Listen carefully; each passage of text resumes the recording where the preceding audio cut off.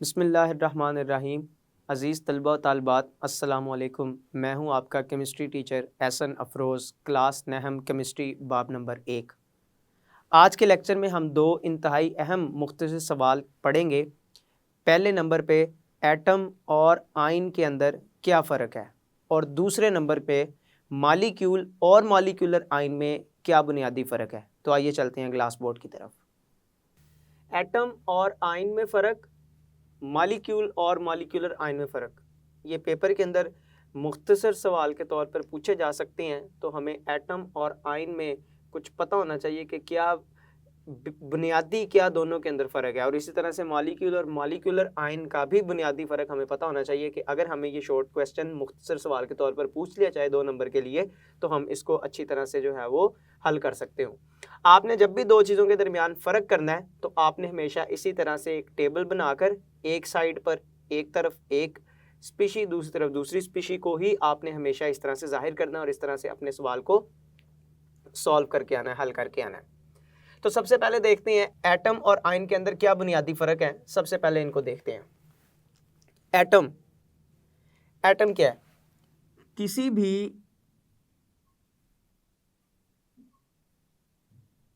Element का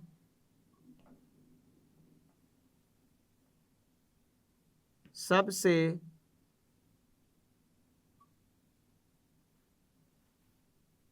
छोटा particle है। किसी भी एटम किसी भी एलिमेंट का सबसे छोटा पार्टिकल है। अब एटम ये सबसे छोटा पार्टिकल है एलिमेंट का, ये किसी रिएक्शन के अंदर हिस्सा ले भी सकता है, किसी रिएक्शन के अंदर हिस्सा नहीं भी ले सकता। तो ज़्यादातर एटम्स रिएक्शन के अंदर हिस्सा लेते हैं। किसी भी एलिमेंट के सबसे छोटे पार्टिकल को हम क्या कहते हैं? एटम कहते हैं, एलिमेंट के सबसे छोटे पार्टिकल को। जबकि आयन क्या है? किसी भी आयोनिक कंपाउंड का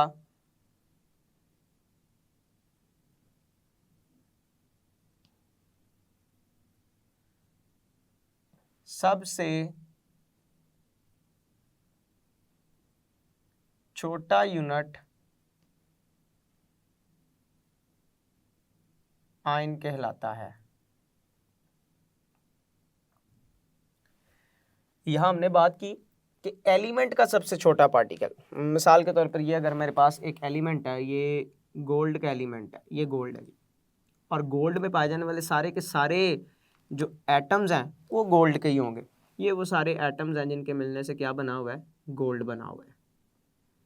तो किसी भी एलिमेंट का जो सबसे छोटा पार्टिकल होगा वो एटम है। मतलब ये एक पूरा एलिमेंट है और ये एक ही जैसे एटम्स के मिलने से बना हुआ है, और इन एक ही जैसे एटम में से ये जो एक एटम होगा, ये जो एक ज़र्रा होगा, ये एक ही किस्म के ज़र्रों के मिलने से बना है। ये जो एक ज़र्रा होगा, इस एक ज़र्रे को हम क्या नाम देते हैं? इस एक ज़र्रे को हम एटम का नाम देंगे। जबकि हमने कहा कि कोई भी आयनिक कंपाउंड, और हम जानते हैं आयनिक कंपाउंड जो हैं वो सहतरफी क्रिस्टल अशकाल के अंदर पाए जाते हैं मुख्तलिफ। मैं अगर सोडियम क्लोराइड के क्रिस्टल की बात करूं तो उसकी जो शक्ल है वो कुछ इस तरह की होती है। सोडियम क्लोराइड के क्रिस्टल की, ये सोडियम क्लोराइड का क्रिस्टल है सहतरफी। सहतरफी मतलब एक उसकी एक्स एक्सिस के अंदर भी कोई ना कोई लंबाई मौजूद है, वाई एक्सिस के अंदर भी लंबाई मौजूद है, जेड एक्सिस के अंदर भी कोई ना कोई लंबाई मौजूद है। इसी तरह से मैं इसको मज़ीद अगर आगे बढ़ाता चलूँ तो ये उतना ही लेंथी बनता चला जाएगा। तो इस तरह से हमारे पास आयनिक क्रिस्टल्स या आयनिक कंपाउंड जो होते हैं वो ज़ाहिर होते हैं। ये एक NaCl का एक सहतरफी क्रिस्टल लेटिस है। इसमें कहीं पर सोडियम आयंस मौजूद होंगे तो कहीं पर क्लोराइड आयंस मौजूद होंगे। मैं मिसाल देने के लिए बस ये कुछ जगह जो हैं उनको जाहिर कर रहा हूँ कि कहीं पे सोडियम आयन प्रेजेंट है, मौजूद है, कहीं पे क्लोराइड आयन मौजूद है। तो सोडियम आयन और क्लोराइड आयन ये सबसे छोटा यूनिट है इस पूरे आयनिक कंपाउंड का, जो एक हिस्से को रिप्रेजेंट कर रहा है, ये एक हिस्से को रिप्रेजेंट कर रहा है, ये दूसरे हिस्से को रिप्रेजेंट कर रहा है। मतलब कि ये सबसे छोटे यूनिट हैं जिनके आपस में मिलने से एक ख़ास तरह से आपस में मिलने से ये पूरे का पूरा सहतरफी क्रिस्टल लेटिस बना हुआ है। तो किसी भी आयनिक कंपाउंड का जो सबसे छोटा यूनिट होगा वो क्या कहलाएगा, वो आयन कहलाएगा, जबकि किसी एलिमेंट का जो सबसे छोटा ज़र्रा होगा उसको हम क्या कहते हैं, उसको पार्टिकल का नाम दिया जाता है। आगे चलते हैं एटम के बारे में कि एटम्स, कुछ एटम अपना वजूद आज़ादाना तौर पर बरकरार रख सकते हैं और कुछ एटम्स अपना आज़ादाना वजूद बरकरार नहीं रख सकते। कुछ एटम्स ऐसे होंगे जो आज़ादाना तौर पर रह सकते हैं, कुछ एटम्स ऐसे होते हैं जो आज़ादाना तौर पर नहीं रह सकते। मिसाल के तौर पर अगर मैं बात करूं हमारी नोबल गैसेस, तो नोबल गैसेस जितनी भी हैं वो आज़ादाना अपना वजूद बरकरार रख सकती हैं। मसलन हमारे पास है हीलियम, हमारे पास है नियोन, हमारे पास है आर्गोन, क्रिप्टॉन, जीनोन। ये मुख्तलिफ नोबल गैसेस हैं जो आज़ादाना अपना वजूद बरकरार रख सकती हैं। इसके बरक्स अगर मैं बात करूं कि नाइट्रोजन का एटम ये आज़ादाना अपना वजूद बरकरार नहीं रख सकता, ये हमेशा आपको इस मालिक्यूल की शक्ल में ही नज़र आएगा। अगर मैं बात करूं हाइड्रोजन का एटम, तो ये अपना आज़ादाना वजूद बरकरार नहीं रख सकता, ये हमेशा आपको मालिक्यूल की शक्ल में ही नज़र आएगा। तो कुछ एटम ऐसे हैं जो आज़ादाना वजूद रखते हैं, कुछ एटम ऐसे हैं जो आज़ादाना वजूद अपना नहीं रख पाते। अगर मैं इसके बरक्स आयन की बात करूं, तो आयन जो है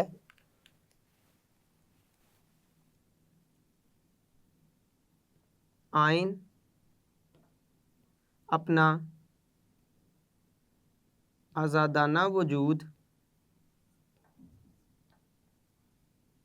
बरकरार नहीं रख सकते,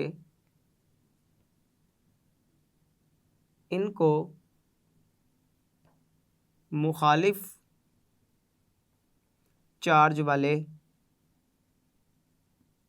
आयन्स ने घेरा होता है। मैं आयन की बात करूं तो आयन आज़ादाना तौर पर नहीं रह सकता, क्योंकि आयन एक ऐसी स्पीशी है जिसके ऊपर चार्ज है, पॉजिटिव या नेगेटिव। उस चार्ज की वजह से वो बहुत ही जल्द रिएक्शन के अंदर हिस्सा ले लेती है खुद को मुस्तहकम करने के लिए, क्योंकि मुस्तहकम नहीं है एक आयनिक स्पीशी जो होगी। तो लिहाजा एक आयन को उसका मुखालिफ चार्ज रखने वाले आयन्स ने क्या किया होता है, घेरा होता है। मतलब अगर मैं इस क्रिस्टल लेटिस की बात करूं तो इसमें जितने भी सोडियम के आयन्स होंगे, सोडियम के आयन्स, उनको मुखालिफ चार्ज रखने वाले क्लोराइड आयन ने चारों तरफ से घेरा होगा। इसी तरह से अगर मैं इसके अंदर बात करूं क्लोराइड आयन्स की, तो क्लोराइड आयन्स को मुखालिफ चार्ज रखने वाले सोडियम आयन्स ने चारों तरफ से क्या किया होगा, घेरा होगा।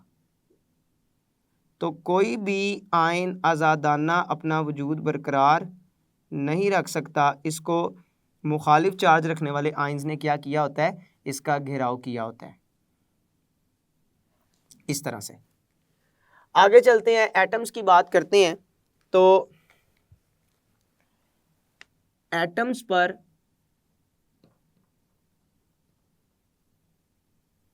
कोई चार्ज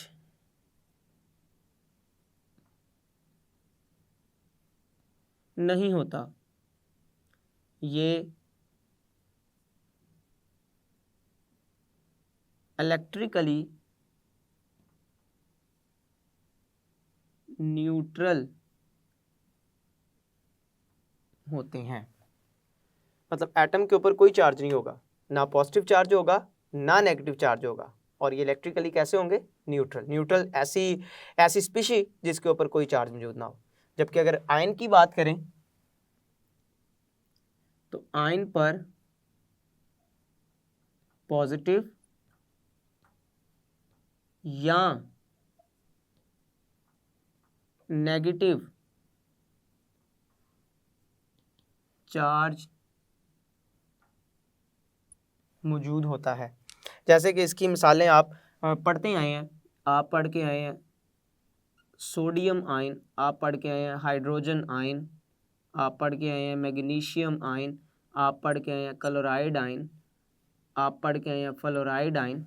तो ये मुख्तलिफ आयन्स हैं, ऐसी स्पीशीज जिनके ऊपर कोई ना कोई चार्ज है, पॉजिटिव या नेगेटिव। ये था एटम और आयन का फ़र्क। आगे बढ़ते हैं, मॉलिक्यूल और मॉलिक्यूलर आयन के अंदर क्या फ़र्क है, इसको समझने की कोशिश करते हैं। मॉलिक्यूल किसी भी मॉलिक्यूलर कंपाउंड का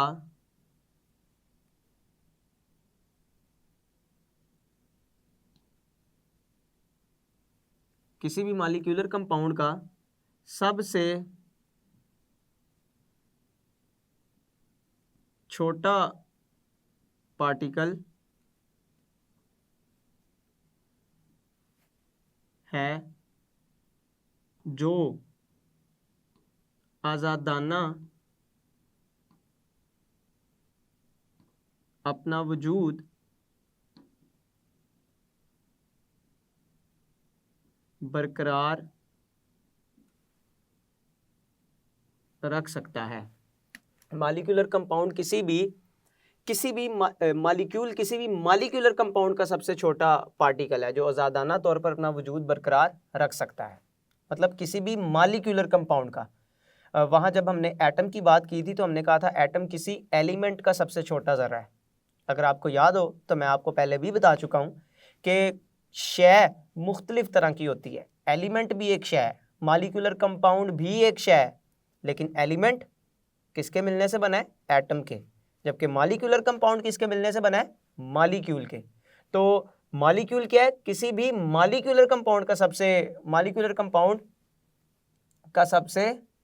छोटा पार्टिकल है जो आज़ादाना तौर पर अपना वजूद बरकरार रख सकता है। जबकि अगर मैं बात करूं मॉलिक्यूलर आयन की, तो मॉलिक्यूलर आयन ये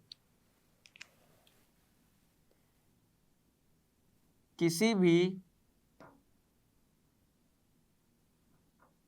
मॉलिक्यूल के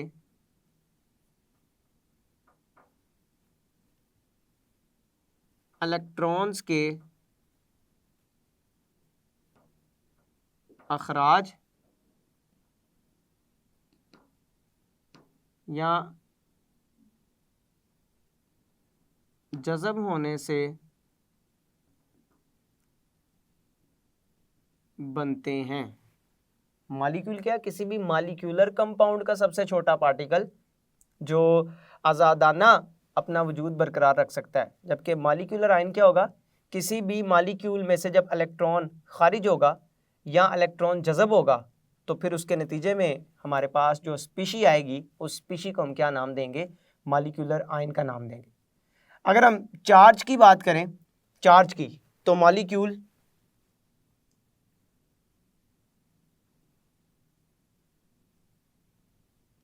पर कोई चार्ज नहीं होता, मतलब ये भी न्यूट्रल है। मॉलिक्यूल एक न्यूट्रल स्पीशी है, इसके ऊपर कोई चार्ज नहीं है। लेकिन अगर हम मॉलिक्यूलर आयन की बात करें तो मॉलिक्यूलर आयन पर पॉजिटिव या नेगेटिव चार्ज मौजूद होगा। अब मॉलिक्यूल के लिहाज से एक बात और जो यहाँ पे आपको मालूम होनी चाहिए कि मॉलिक्यूल चूँकि आज़ादाना अपना वजूद बरकरार रख सकते हैं, तो लिहाजा ये मॉलिक्यूलर कंपाउंड की तमाम तर खसूसियात भी रखता है। मॉलिक्यूल ना सिर्फ किसी मॉलिक्यूलर कंपाउंड का सबसे छोटा ज़र्रा है, ना सिर्फ आज़ादाना वजूद बरकरार रख सकता है, बल्कि किसी मॉलिक्यूलर कंपाउंड की तमाम तर खसूसियात को भी ज़ाहिर करता है। तो पूरे कंपाउंड की बजाय अगर उस कंपाउंड में से किसी एक मॉलिक्यूल की स्टडी कर ली जाए, मुतालिया कर लिया जाए, तो हमें पूरे कंपाउंड की खसूसियात का अंदाज़ा हो जाता है। मसलन मिसाल के तौर पर मेरे पास एक गिलास पानी का है, उस पानी के गिलास के अंदर बेशुमार पानी के मॉलिक्यूल्स हैं। अगर मैं एक मॉलिक्यूल का उसमें से मुतालिया कर लूँ, एक मॉलिक्यूल की खसूसियात को जान लूँ, तो मुझे पता चल जाएगा कि पूरा गिलास जिस पानी से भरा हुआ है उसकी खसूसियात क्या है। तो मॉलिक्यूल अपने पूरे कंपाउंड की खसूसियात का ज़ामिन होता है। आगे बढ़ते हैं कि ये बनता कैसे है मॉलिक्यूल। मॉलिक्यूल एटम्स के कीमियाई मिलाप से वजूद में आते हैं। जब एटम्स कीमियाई तौर पर एक मुतय्यन निस्बत बिलहाज मास आपस में मिलते हैं तो उनके नतीजे में क्या बनते हैं? मॉलिक्यूल बनते हैं। जबकि मॉलिक्यूलर आयन कैसे बनेगा?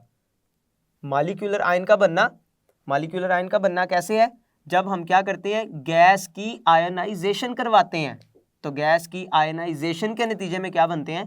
Molecular ion. ये हमने मॉलिक्यूलर आयन में तफसीलन इस बात को समझा भी है। तो गैस की किसमें? डिस्चार्ज ट्यूब के अंदर गैस की आयनाइजेशन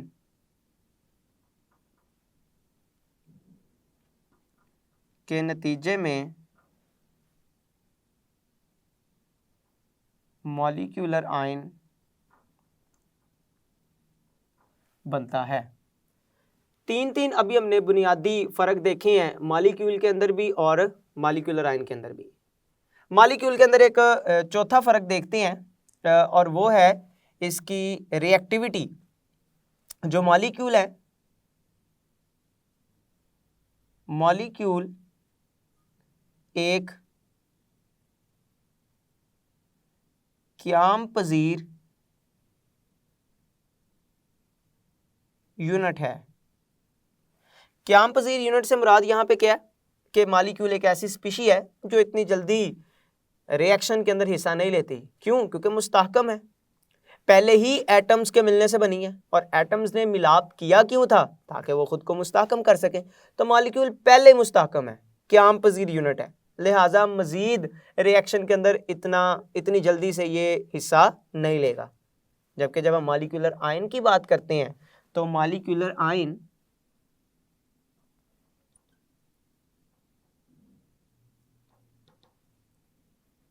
चार्ज की मौजूदगी की वजह से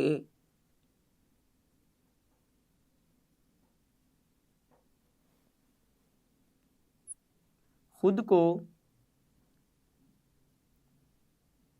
मुस्तहकम करने के लिए, मुस्तहकम मतलब खुद को क़याम पज़ीर बनाने के लिए तेज़ी से रिएक्ट करते हैं। मॉलिक्यूलर आयन रिएक्टिव होते हैं। अगर हम अपनी कायनात की बात करें ना, तो हमारी कायनात का ज़्यादातर हिस्सा प्लाज्मा है। प्लाज्मा मादे की चौथी हालत है। अभी तक आप मादे की 3 हालतों से वाकिफ़ थे, ठोस, माया और गैस। जबकि अब मादे की चौथी हालत भी दरियाफ्त की जा चुकी है, जिसको विलियम क्रुक्स ने 1879 के अंदर दरियाफ्त किया था। इसको प्लाज्मा का नाम दिया गया। हमारी कायनात का ज़्यादातर हिस्सा प्लाज्मा है और प्लाज्मा भी मॉलिक्यूलर आयंस के मिलने से बनता है। इसके अंदर मॉलिक्यूलर केटायंस भी पाए जाते हैं और मॉलिक्यूलर एनायंस भी पाए जाते हैं।